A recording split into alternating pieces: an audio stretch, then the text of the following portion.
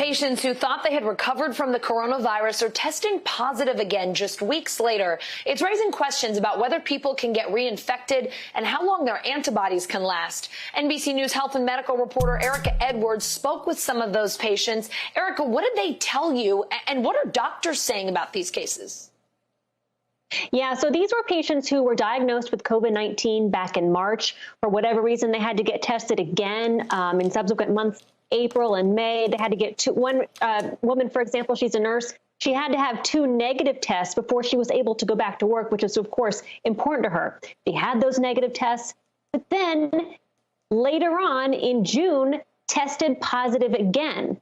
And it's really not clear what's happening. And so far, there's a lot of anecdotal reports of this happening. Either they had false negative tests, or maybe the virus, that first virus, was hiding somewhere in their system, undetected before reigniting again and turning into another inflammatory process, or they truly were infected a second time, which would be surprising because it was assumed that at least for a certain period of time, patients who had COVID were protected because they had built up the antibodies to that virus, Allison. Erika, do doctors have a sense, do researchers have a sense of how long antibodies can last and whether it's the same or varies among people? I feel like we're so unsure of what it means to have antibodies and how long that could potentially protect you. Right. I mean, that's a tough question because, of course, we're only 6 months into this pandemic, and doctors are, of course, discovering how the virus acts in real time, learning as they go. Now, historically, coronavirus antibodies do offer some level of protection for a certain period of time, but that does wane. And now there are studies that are coming out saying that people with COVID-19 antibodies may only have them for 60 to 90 days after infection. Of course, that's terrifying for people who have had COVID-19. They've been sick. They don't want to get sick again. So it's quite frightening, Allison. Yeah, I mean, when you think about that, if the antibodies don't last longer than that, if people can get infected more than once, I mean, what does that mean for vaccines, for the concept of herd immunity? I mean, it seems like this could have a much larger impact.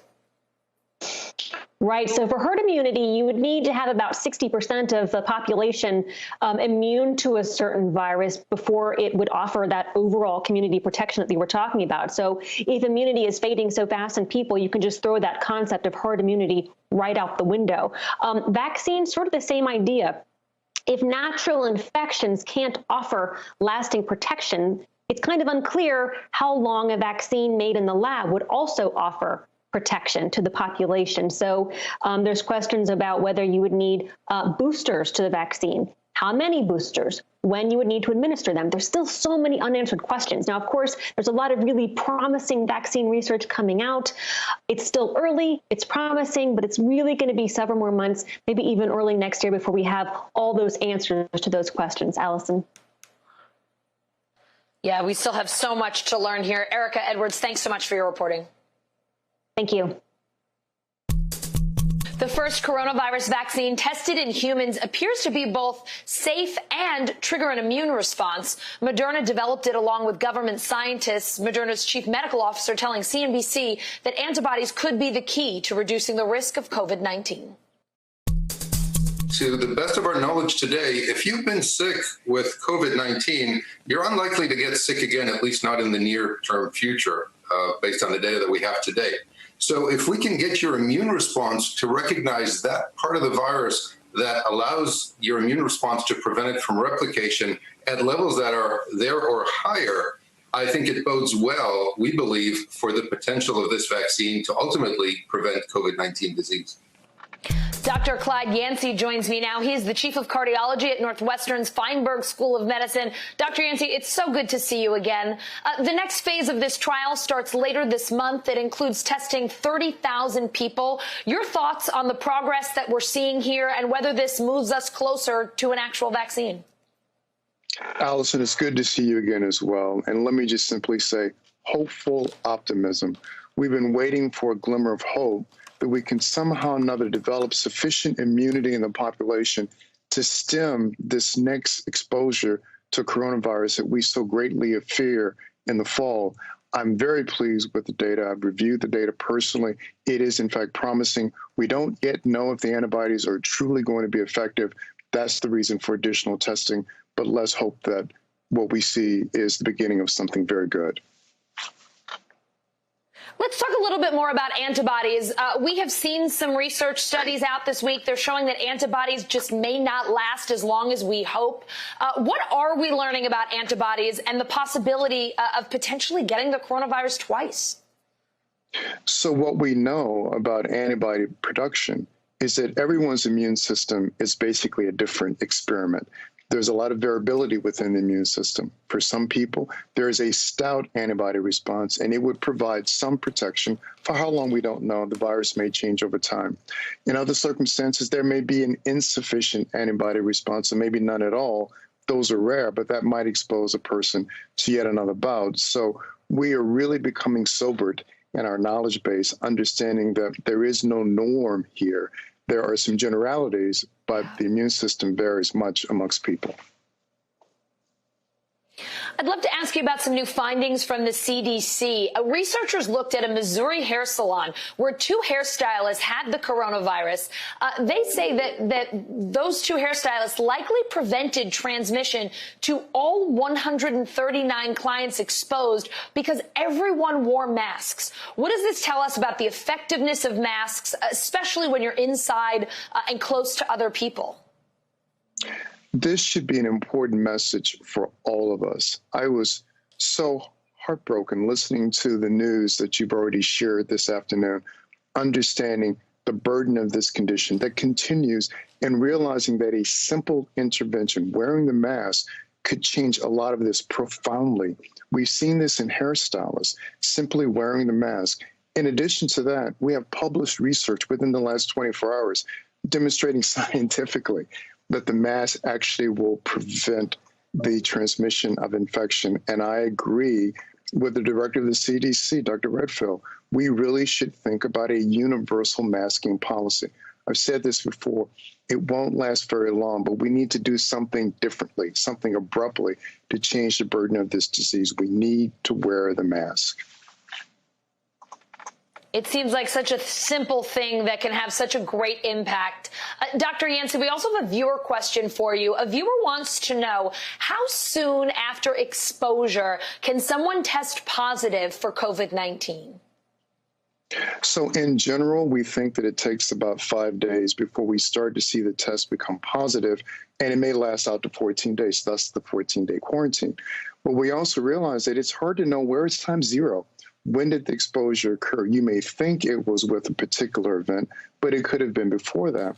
So this high index of concern is important. We really do need to have the prompt availability of testing on demand so we can answer these questions. Absolutely. Dr. Yancey, it is always such a pleasure to have you here. Thanks for coming back and seeing us.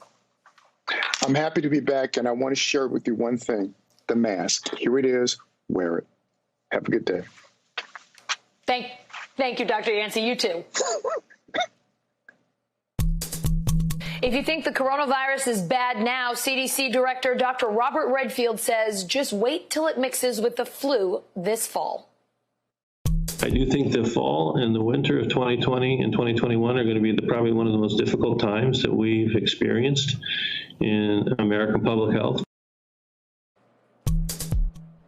NBC News correspondent Tom Costello is covering this for us. And Tom, what else did Dr. Redfield say about why flu season could make for such a difficult winter when it combines with the coronavirus? So here's the problem. You have two respiratory diseases here, right? In the case of the flu, influenza A and influenza B, we have vaccines for these two types of flu. Normally, the key is to get people vaccinated.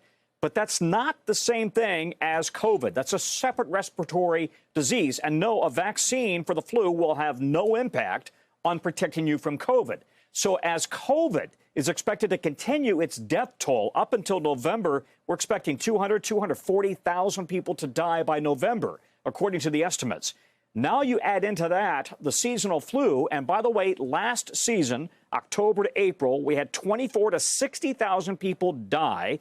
And that was with a normal flu season in which people were getting vaccinated. So now add that to the 240,000 people expected to have been already killed as a result of COVID. You've got a death toll possibly approaching 300,000 or so because of these two respiratory diseases, which is just absolutely stunning and staggering.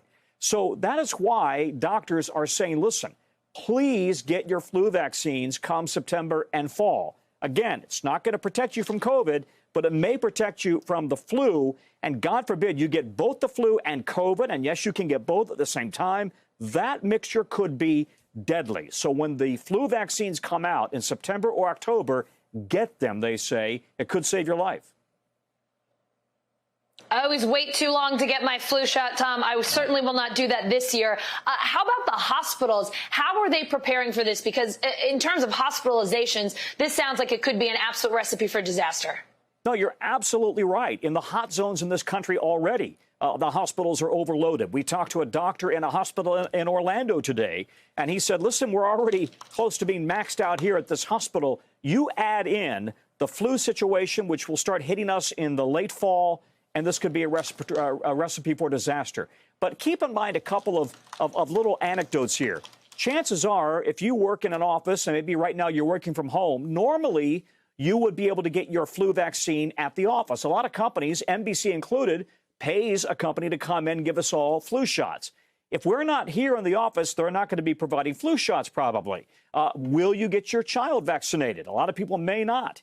Will you, in fact, even want to go to a doctor's office or clinic? Some people are avoiding those situations completely, fearful of exposure to COVID. So their concern is fewer and fewer people will get that flu vaccine, and then that really makes them susceptible and vulnerable in what could be just an absolutely horrendous year between these two respiratory viruses.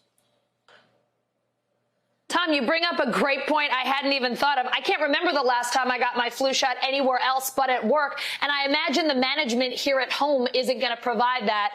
Definitely a lot to think about this fall, that you need to get one, and where are you going to go? Yeah, you mean your bureau chief there in your home office will not be providing you with a flu shot? You need to work on that.